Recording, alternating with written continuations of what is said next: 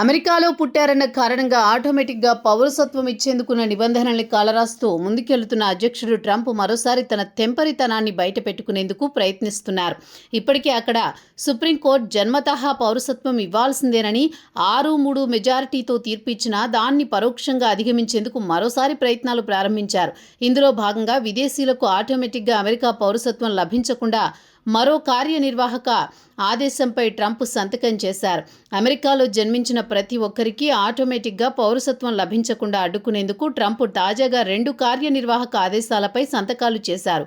6 వారాల క్రితం ఇలా పౌరసత్వాన్ని అడ్డుకోవడం కుదరదని తేల్చి చెప్పేసినా పరోక్ష మార్గాల ద్వారా పౌరసత్వ నిబంధనలను కఠినతరం చేసేందుకు ట్రంప్ ప్రయత్నాలు ప్రారంభించారు.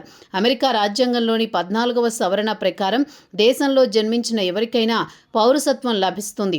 అయితే ఆ హక్కును రద్దు చేస్తామని గత ఎన్నికల్లో హామీ ఇచ్చిన ట్రంప్ దీనిపై తీవ్ర ప్రయత్నాలు చేస్తున్నారు. ఈ నేపథ్యంలోనే జూన్ నెలలో సుప్రీంకోర్టు కూడా ట్రంప్ ప్రభుత్వానికి వ్యతిరేకంగా తీర్పు ఇచ్చింది.